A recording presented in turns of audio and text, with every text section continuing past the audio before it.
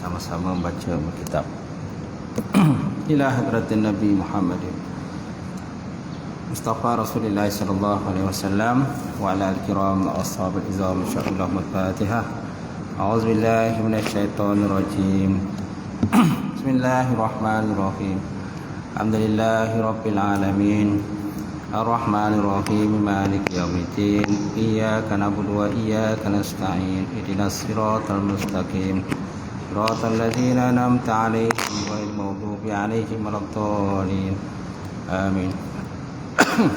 Assalamualaikum warahmatullahi taala wabarakatuh.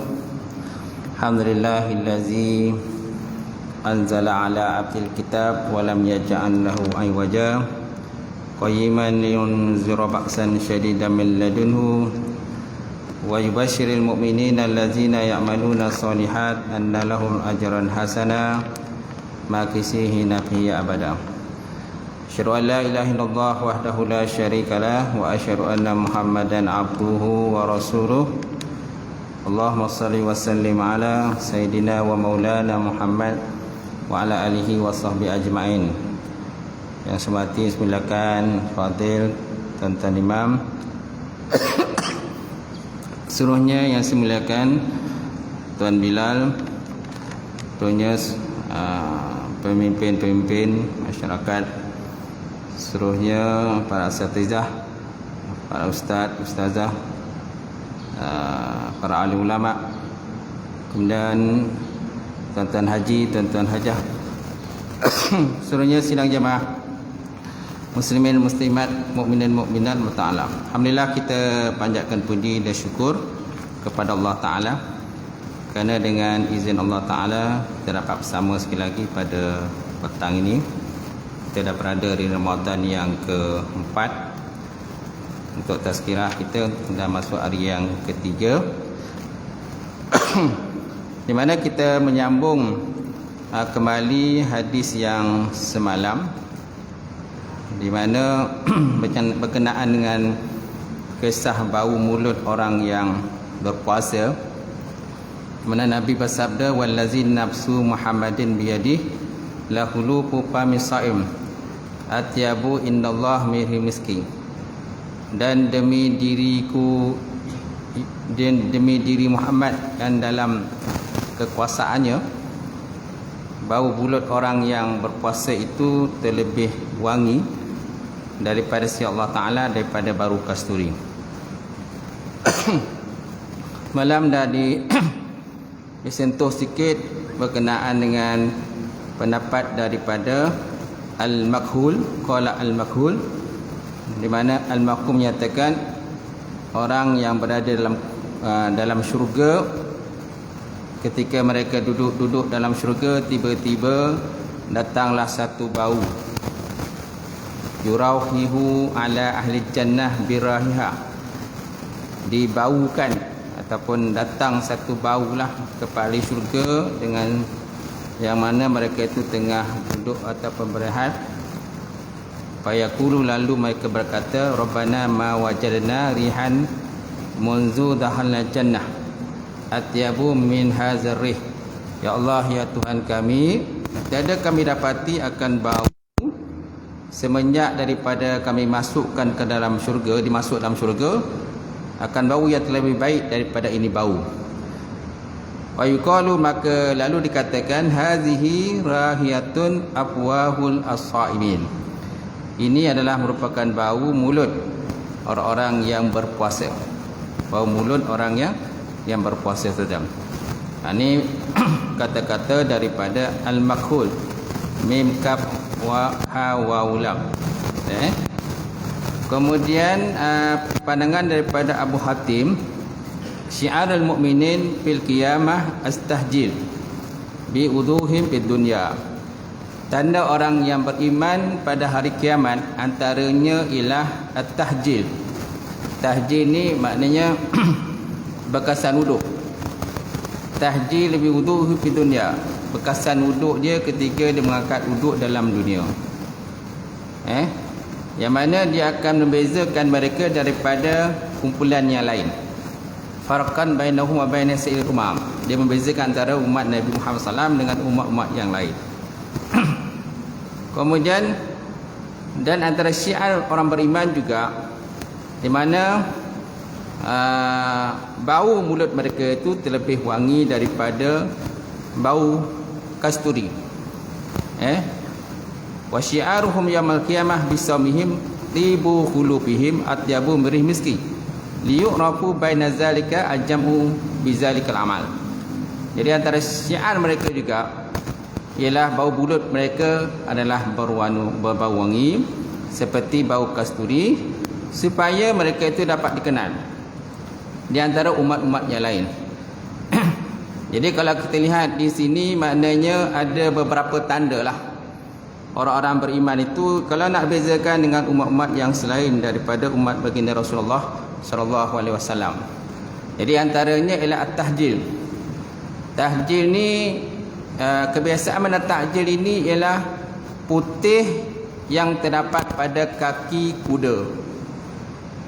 Putih yang terdapat pada kaki kuda. Bulu dia warna putih. Tapi bukan makna semua kaki dia putih, tak. Tapi ada bahagian-bahagian pada kakinya yang berwarna putih. Itu dikatakan tahjil. Satu lagi tanda orang beriman ini ialah al-ghurrah. Ghurrah ini ialah tanda putih yang ada pada muka. Asal mana ghurrah ini ialah tanda putih yang terdapat pada dahi kuda. Tanda putih yang terdapat pada dahi kuda. Kerana kuda ni kebanyakannya bukan warna putih lah. Walaupun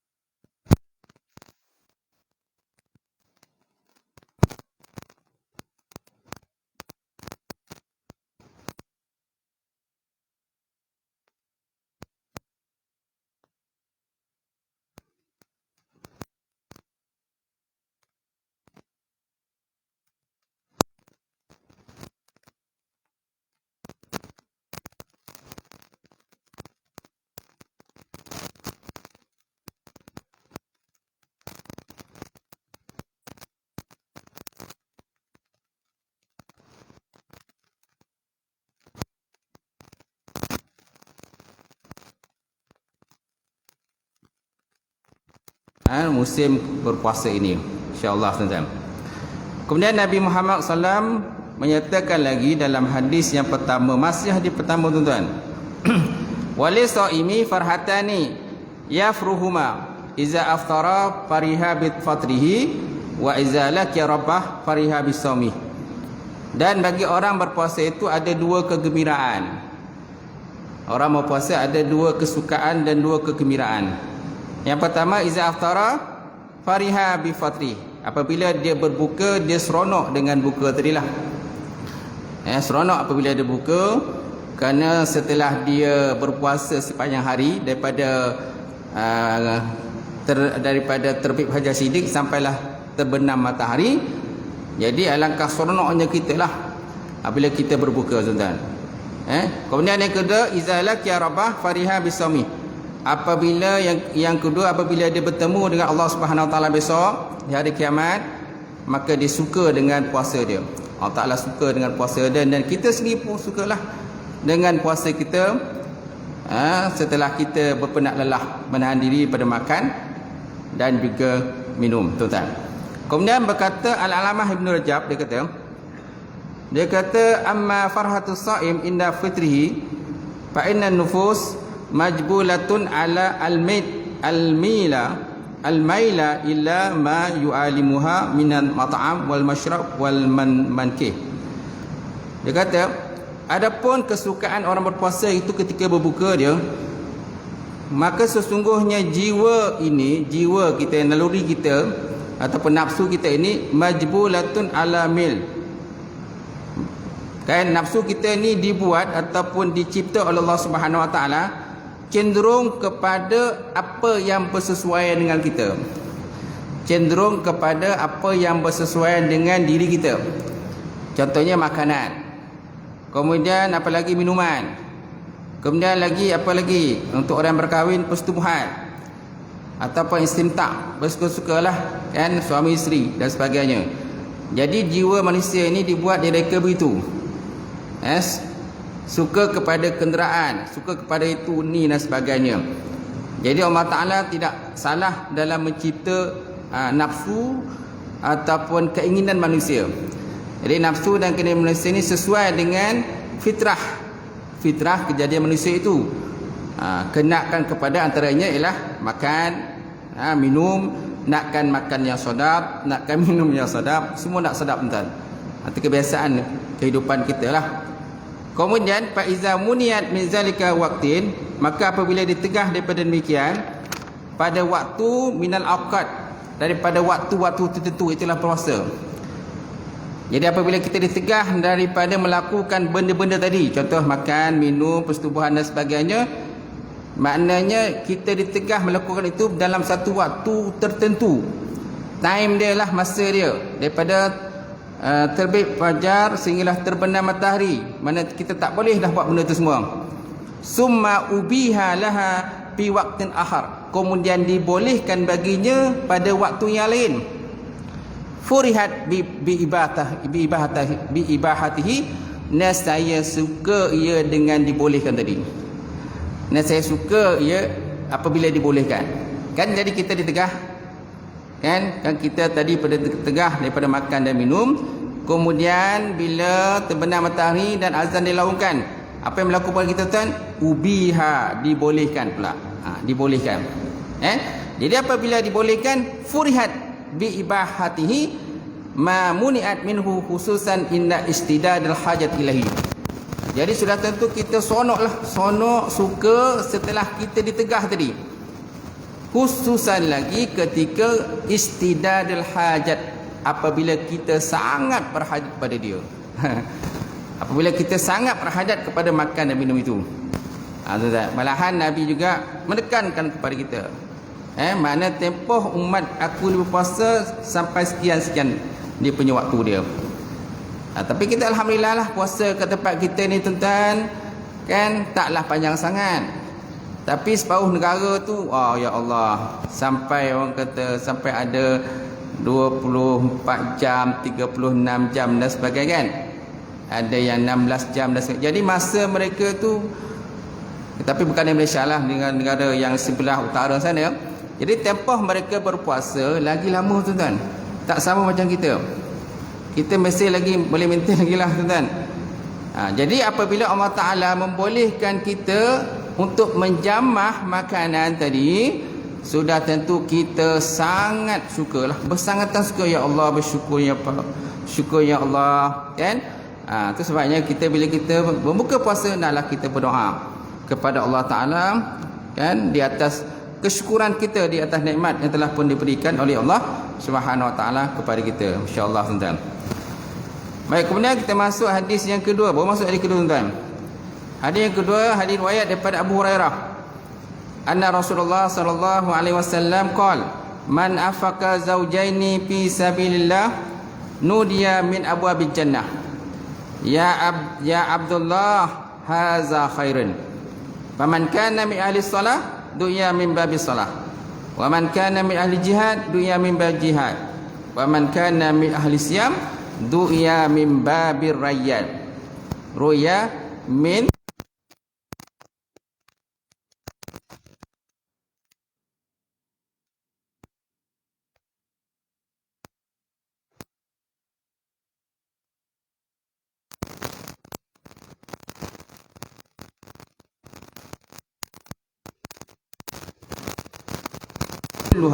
kulliha qala na'am wa arju an takuna minhum. Hadis riwayat daripada Imam Bukhari dan juga Imam Muslim.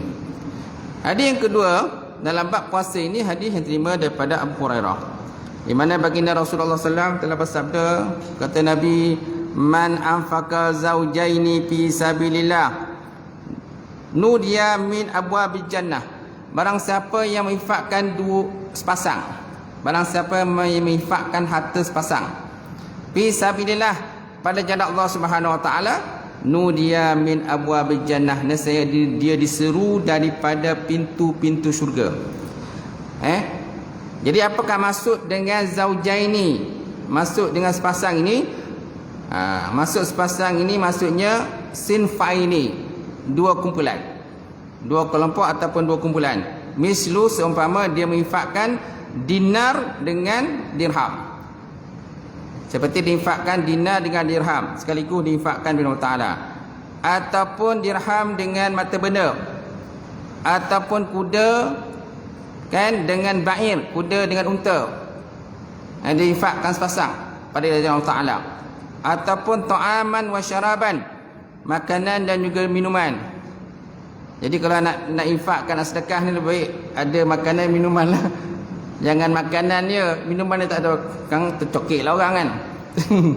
Tercokik lah makanan, mana air kan, gitu. Jadi lebih baik dia kata ta'aman wa syaraban, minuman dan minuman. Kaswatan wa ta'aman, ataupun contohnya pakaian dengan makanan. Wa ma'sybaha zalika, ataupun barang-barang yang seumpama demikian. Itu dikatakan zaujaini. Maka mana zaujaini dua isteri? Tak. Ataupun suami isteri, bukan. Kan? Man anfaqa zaujaini, barang siapa menginfakkan dua pasang, ataupun sepasang ataupun dua pasang bagi Allah Ta'ala, maka diseru daripada pintu-pintu syurga. Lalu dikatakan kepadanya, ya Abdullah, haza khairun, wahai hamba Allah, inilah dia kebaikan. Faman kana min ahli salah dunya min babi salah, maka barang siapa yang diseru daripada ahli sembahyang, barang siapa ada dia daripada kumpulan ahli sembahyang, maka diseru daripada pintu sembahyang. Faman kana min ahli jihad dunya min babi jihad, barang siapa termasuk dalam kumpulan ahli jihad, maka disuruh daripada pintu jihad. Wa man kana min al-syam du'a min bayr-rayyan, barang siapa daripada kumpulan ahli berpuasa, maka disuruh daripada pintu ar-rayyan, namanya pintu ar-rayyan. Wa man sadaqa min ahli sadaqah du'a min babi sadaqah, barang siapa yang disuruh dari barang siapa termasuk dalam kumpulan ahli sedekah, maka disuruh daripada pintu sedekah. Qala Abu Bakrin radhiyallahu ta'ala anhu, maka lalu Abu Bakar radhiyallahu ta'ala berkata, bi abi anta wa ummi ya Rasulullah, ma ala man du'iya min tilkal abwab min daruratin. Dengan bapaku dan juga dengan ibuku ya Rasulullah, kan adakah ataupun ada ke tidak orang yang disuruh daripada segala pintu itu dengan mudah? Ada tak orang yang diseru daripada segala pintu, kan, dengan mudah? Macam tu. Macam tu. Ataupun kita adakah macam tu? Macam kan? Kan? Fahal yuda'a ahadun min tilka abwab, adakah diseru seseorang itu daripada semua pintu? Qala, lalu Nabi pun bersabda, na'am, ya. Kan? Wa arju an takuna minhum, lalu Abu Bakar berkata, aku berharap supaya aku termasuk dalam kumpulan mereka. Supaya aku termasuk dalam kumpulan mereka tu. Jadi daripada hadis ini menunjukkan pada kita bahawa, kan, maknanya syurga itu dia terdapat syurga ada 8. Syurga ada 8 dan ada 8 pintu. Dan setiap pintu itu dia ada nama-nama dia. Antaranya pintu solat, pintu jihad, kemudian pintu puasa. Tetapi dia tidak namakan sebagai pintu saum, tetapi dinamakan dengan pintu ar-rayyan, babu ar-rayyan. Tuan-tuan, inilah kelebihan yang Allah Ta'ala bagi kepada orang-orang yang rajin ataupun cergas dalam mengerjakan ibadah kepada Allah Subhanahu wa Ta'ala. Cuma ulama membuat persoalan. Ulama membuat persoalan, adakah orang kalau seandainya dia tidak mengerjakan solat, adakah dia layak untuk masuk dalam pintu ar-rayyan? Adakah dia layak dia masuk? Kalau disebut dalam hadis tadi, barang siapa yang termasuk yang ada buat perkara ibadah puasa, maka dia masuk dalam pintu ar-rayyan. Semua persoalannya, bagaimana kalau orang itu tidak solat? Adakah dia layak juga masuk dalam pintu ar-rayyan? Macam tu. Dia kata, "Falaisan makna annahu man kana mi ahli siyam lam yusalli fa innahu sayadkhulu min babil rayyan. Kalla bal al-maqsud annahu yu'addil ibadah wa fara'id kulluha, lakinnahu in kana muqassiran min as-salah du'iya min babis salah, wa in kana muqassiran min as-sadaqah du'iya min babis sadaqah. Kata ulama, dia kata kepada pensyarah ini, dia kata syarah pada hadis ini, bukanlah makna bahawa sesungguhnya barang siapa ia termasuk dalam kumpulan orang yang banyak puasa dan tidak dia mengerjakan solat, dia tidak mengerjakan solat, adakah orang ni akan masuk dalam pintu rayyan? Kalla, dia kata tidak, dia kata tidak. Bal al maksud, tetapi maksud di sini bahawa sesungguhnya kan orang itu mesti menunaikan segala ibadah dan juga kepaduan lain, dia kata. Ya tak?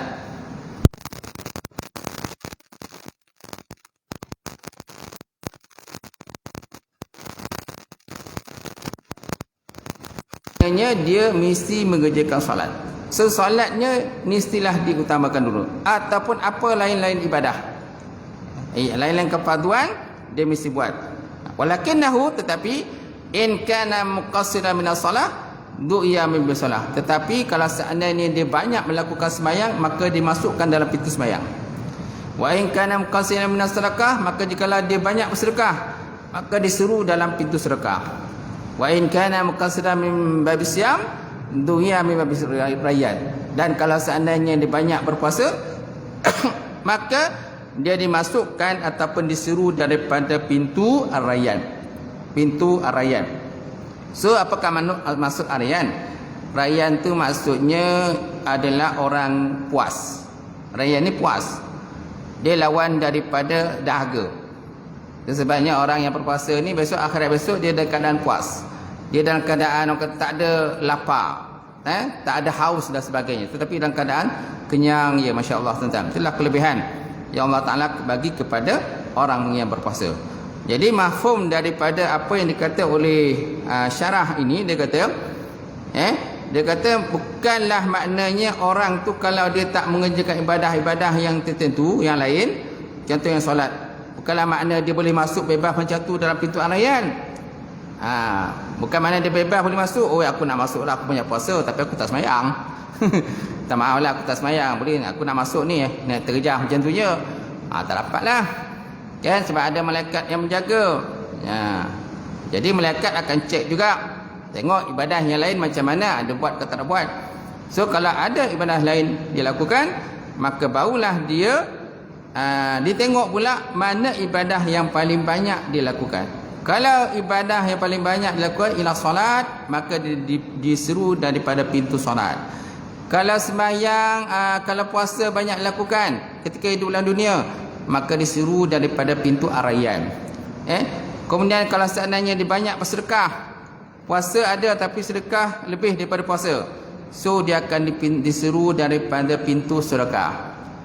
So maknanya semua ibadah-ibadah tadi mesti dilakukan. Apalagi kalau ibadah tu ibadah wajib, contohnya sembahyang, zakat, kan, puasa, apa lagi? Syahadah, apa lagi, mengerjakan haji kepada yang mampu melakukan ke sana, ada kelebihan dari segi kewangan, maka mereka itu akan diseru daripada mana-mana pintu yang ia banyak melakukan. Tuan-tuan, masya-Allah. Baik. Kemudian adalah Sayyidina Abu Bakar. Dalam hadis ini dia ada sebut berkenaan dengan Sayyidina Abu Bakar. Walamma haddasa Nabi sallallahu bihadal hadis qala Abu Bakrin ya Rasulullah bi ami anta wa ummi ma ala man du'iya min ahadun hazi abwab, yakni allazi yud'a min babi wahid la syakku alaihi fa hal yud'a ahadun min hazi abwab. Jadi bagaimana kalau seorang itu dan dia banyak melakukan amalan-amalan tadi, kemudian dia pula diseru daripada semua pintu, bagaimana? Contohlah kalau orang itu dia banyak mengerjakan ibadah, kemudian dia solat pun banyak, puasa pun banyak, semua banyak di dunia dahulu. Jadi setiap malaikat akan menyeru dia.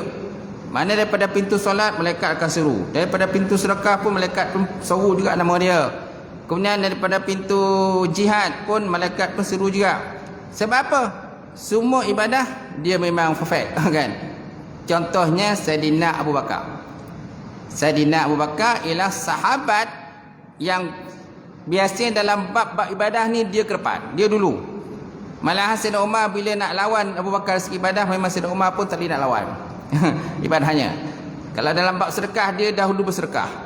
Kalau seandainya mengerjakan, orang kata datang ke masjid, maka dia dahulu datang ke masjid. Okey? Kalau dalam bab berjihad, dia dahulu berjihad. Kan? Itulah Sayyidina Abu Bakar. Sehingga kan ada pendapat menyatakan Abu Bakar ni digelar sebagai sabakun ilal khairi. Sabak ilal khairi. Apa makna sabak? Orang yang mendahului di dalam melakukan kebajikan. Walaupun nama yang gelaran yang biasa kita dengar ialah Abu Bakar As-Siddiq. Mana orang yang mendahulukan membenarkan baginda Rasulullah sallallahu alaihi wasallam. Tetapi ada pandangan menyatakan Abu Bakar ni dia pun dapat gelaran lain namanya As-Sabaq ilal khair. Maknanya orang yang mendahului di dalam melakukan kebaikan. Jadi tuan-tuan, apabila Sayyidina Abu Bakar bertanya dengan Rasulullah sallallahu alaihi wasallam, bagaimana kalau orang itu melakukan semua kebaikan-kebaikan itu dia dulu buat? Yakni kullu babin alaihi malaikatu yunaduna alaihi ya fulan. Yakni maknanya setiap bab ataupun setiap pintu malaikat menyeru atas namanya, wahai fulan. Macam tu. Apa jawapan Nabi SAW? Naam. Ya. Yakni mungkin ayakuna insan kasiru salah wa kasiru sadaqah wal jihad fayud'a min abwabi kulliha. Qala na'am wa arju an takuna minhum. Yakni mungkin bahawa ada orang itu dia ni banyak melakukan solat, dia ni banyak melakukan sedekah, dia ni banyak berjihad. So akan disuruh daripada setiap pintu akan disuruh nama dia. Okey? Maka Nabi kata na'am wa arjuna an takuna minhum. Maka Sayyidina Abu Bakar kata, aku harap aku pun termasuk dalam kumpulan itu. Aku terharap aku termasuk dalam kumpulan orang yang semua ke depan daripada segala kebaikan. Masya-Allah tuan. Jadi Abu Bakar ini, Pak Abu Bakar radhiyallahu ta'ala yud'a min abwabis samaniyah kulliha. Maka Abu Bakar diseru daripada setiap pintu yang 8. Mana Abu Bakar ni dipanggil namanya oleh para malaikat daripada setiap pintu yang 8. So ada 8 pintu, semua malaikat panggil Abu Bakar, ya Abu Bakar, kemarilah ta'al, ya Abu Bakar kemarilah. Semua malaikat berebut dan nak ajak masuk dalam pintu syurga dia. Semua malaikat panggil dia. Itu sebabnya Abu Bakar dikatakan as-sabaq ilal khair. Maknanya orang yang mendahului di dalam melakukan kebaikan. Masya-Allah tuan. Jadi kalau seandainya kita boleh macam tu, alhamdulillah lah. Tapi kalau tak boleh nak macam Abu Bakar ni, kita buatlah mana yang termampu oleh kita lah. Macam tu. Sebab kita ni pun kan masing-masing pun ada komitmen masing-masing dan sebagainya.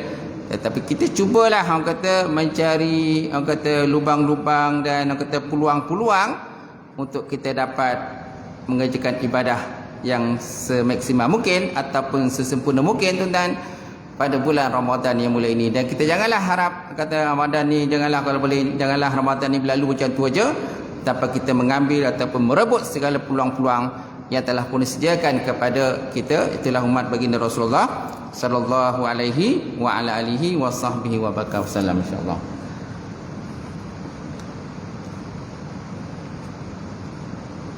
Alright, saya rasa sekadar itulah perbincangan kita pada petang ini. Mudah-mudahan dengan sedikit perbincangan pada petang ini insyaallah akan dapat meningkatkan ilmu kita, pemahaman kita, serta meningkatkan lagi ketakwaan kita kepada Allah Subhanahu wa taala. Wallahu a'lam. A'udzubillahi minasyaitonirrajim. Bismillahirrahmanirrahim. Alhamdulillahirabbil alamin wassalatu wassalamu ala asyrofil mursalin wa ala alihi washabbihi ajmain. Allahumma zidna ilman nafi'a wa yaqinan sadiqa ma'lam taqabbala wa rizqan halalan mubarakatan katsira wa siyana fataya alim nawilana qulubana binur ma'rifataka wa aftahna laqul arifin Allahumma faqina fid din Allahumma faqina fid din Allahumma ja'al hadza jam'al marhuma wa tafarruqana min ba'di tafarruqan ma'suma Allahumma barik lana fi syahri Ramadan Allahumma barik lana fi syahri Ramadan Allahumma barik lana fi syahri Ramadan wa baligh lailatul qadr Allahumma inna nas'aluka ridhaka wa jannah wa na'udzubika min sakhatika wa nar Allahumma innaka afuwwun karimur rahim tuhibbu afwa wa fa'anna ya karim Rabbana atina fid dunya hasanah wa fil akhirati hasanah wa qina azabannar walhamdulillahi rabbil alamin. Taqabbalallahu minkum.